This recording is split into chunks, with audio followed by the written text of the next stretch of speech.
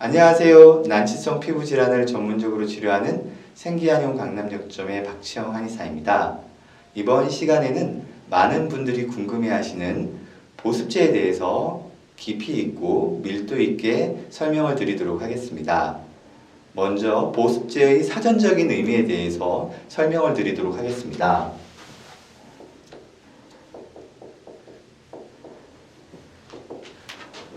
보습제는 습을 보충하는 제품을 말합니다. 이 습이라는 것은 수분이나 유분의 형태로 보충을 할 수 있겠죠. 우리가 한여름에 습하다 이런 표현을 사용하지 않습니까? 그래서 피부가 건조할 때 피부에 습한 환경을 만들어주기 위해서 수분이나 유분을 함유한 그런 화장품을 사용하는 거죠. 이 많은 분들이 보습제는 화장품이 아니라고 생각하시는 분들이 계신데요. 보습제는 화장품입니다.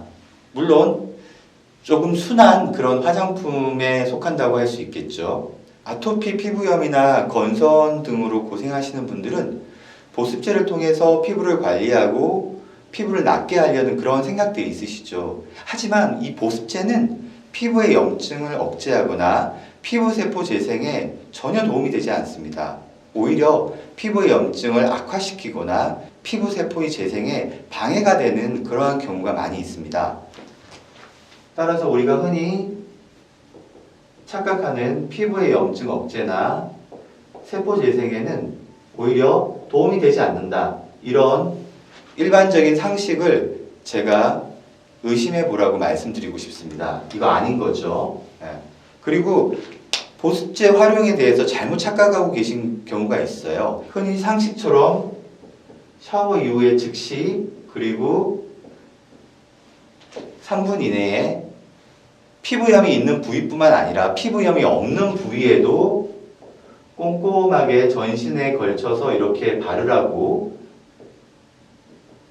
알고 계신데요. 이것도 잘못된 상식이라고 말씀드리고 싶습니다. 보습제는 화장품이에요. 화장품이 꼭 필요한 상황이 있고 꼭 필요한 순간이 있습니다. 따라서 보습제 역시 꼭 필요한 상황에서 꼭 필요한 부위에만 사용하셔야 합니다. 우리가 흔히 피부 질환으로 고생하시는 분들은 완치를 생각하시죠. 이 피부의 완치가 뭐예요? 완치. 보습제를 계속 사용해야 되는 피부. 이게 완치된 피부라고 할 수 있을까요?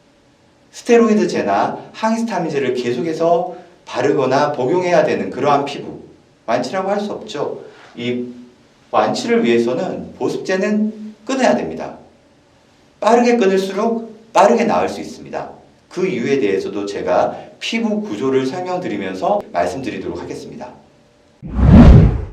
보습제를 정확하게 이해하기 위해서는 피부의 구조에 대해서 이해를 하셔야 됩니다. 피부의 구조에서도 특히 피부 장벽과 천연 피지막을 이해하셔야 돼요.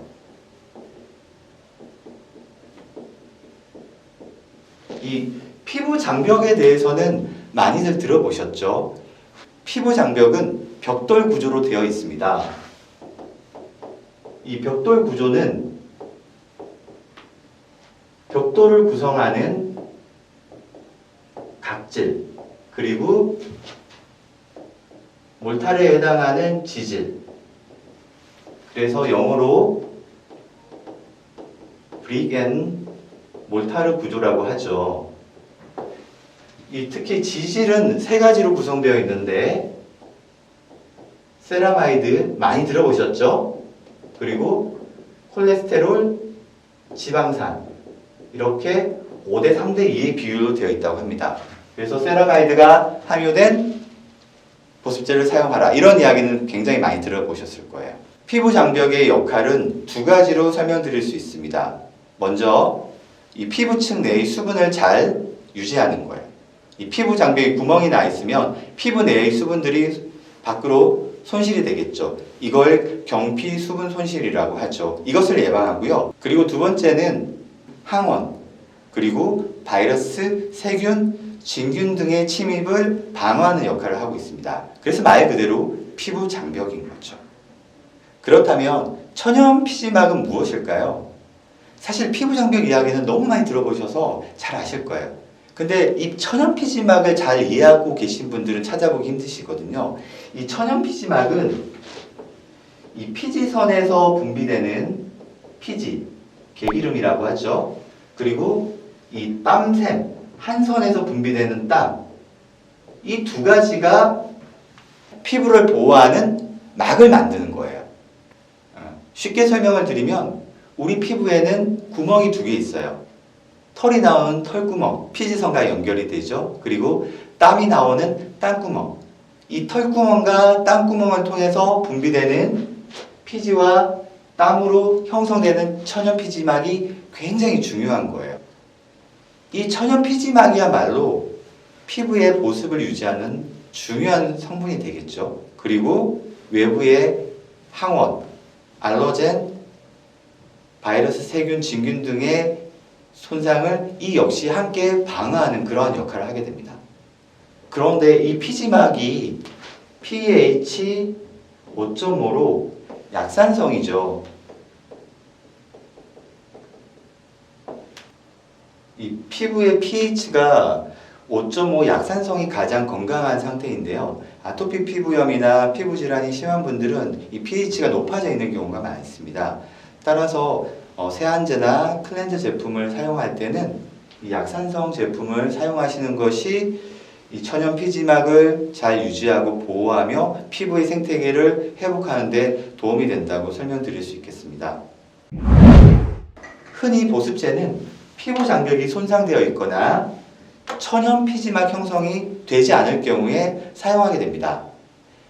이 피부 장벽이 손상되어 있기 때문에 보습제를 바를 때 이 보습제 성분이 피부로 흡수가 됩니다.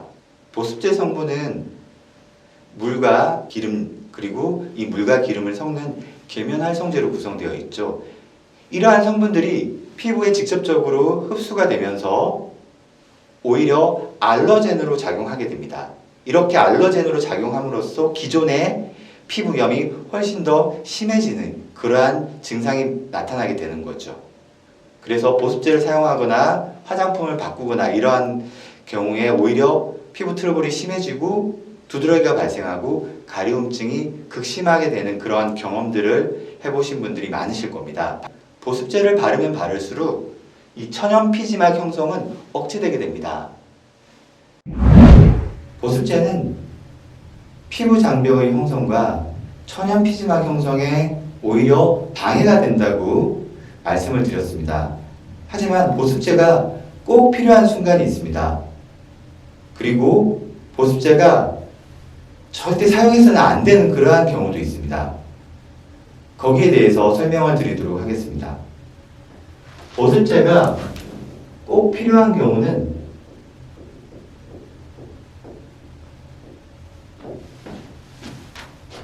첫 번째, 피부에 태선화와 색소 침착이 심한 분들입니다. 이 분들은 이미 피부의 세포 자체가 변이가 되어 있습니다. 따라서 이러한 분들은 보습제를 사용하시는 것이 좋습니다. 그리고 두 번째는 피부가 태선화와 색소 침착 반응은 없지만 심한 건조감으로 인해서 계속해서 이 긁는 습관이 조절되지 않고 2차 감염의 우려가 발생하는 경우에는 사용을 해주시는 게 좋습니다. 그리고 세 번째는 이 정서적으로 이 의존도가 심한 분들이 계세요. 이런 분들은 또한 보습제를 바르시는 것이 좋습니다. 그리고 보습제를 바르면 절대 안 되는 경우가 있습니다. 이 바르면 안 되는 경우는 두 가지로 설명드릴 수 있는데요. 첫 번째는 진물이 발생하는 경우고요. 두 번째는 피부에 염증 반응이 심한 상태입니다. 이 염증 반응이 심해서 피부의 해면화가 진행되고 있는 경우에는 이 보습제를 바르면 안 됩니다. 이 피부에 진물이 발생하고 있다는 것은 이미 피부 장벽에 물리적인 손상이 있는 거죠. 피부 장벽에 구멍이 뻥뻥뻥뻥 뚫려서 피부 내부에서 삼출액이 피부 바깥으로 나오고 있는 그러한 상황입니다. 그러한 상황에서 보습제를 바르면 오히려 보습제가 피부 내부로 흡수되면서 알러젠으로 작용할 확률이 높아집니다. 실제로 진물이 발생하는 경우에 보습제를 바르면 진물이 줄줄줄 오히려 더 심해지는 경험들 가지신 분들 많으시죠. 그리고 이 피부에 혈면화가 발생하는 상황에서도 피부 장벽에 물리적인 손상은 없지만 이 피부 조직학적으로 이미 손상이 진행되고 있는 상황이기 때문에 이때도 진물과 나는 상황과 마찬가지로 보습제가 흡수가 되면서 오히려 알러젠으로 작용할 확률이 높기 때문에 이러한 경우에는 사용을 하지 않는 것이 좋습니다. 마지막으로 보습제를 끊는 방법에 대해서 설명드리도록 하겠습니다. 이 보습제 끊는 방법은 세 가지로 나누어서 설명드릴 수 있는데요. 첫 번째는 한 번에 끊는 경우입니다. 단칼에 끊는 경우죠. 이 첫 번째 방법을 사용하실 경우에는 계절적으로 초여름, 여름, 5월에서 9월 정도의 이 시간, 이 계절적으로 고온 다습한 여름 기후에는 한 번에 끊을 수 있습니다. 근데 다른 계절에는 대부분 이 테이퍼링 방법을 사용하시는 게 좋습니다. 이 조금씩 끊어 나가는 거죠. 보습제를 횟수와 양을 점진적으로 줄여 나가는 방법이 다른 계절에는 좋습니다. 지금 같은 계절에는 한 번에 끊는 것이 가능하죠.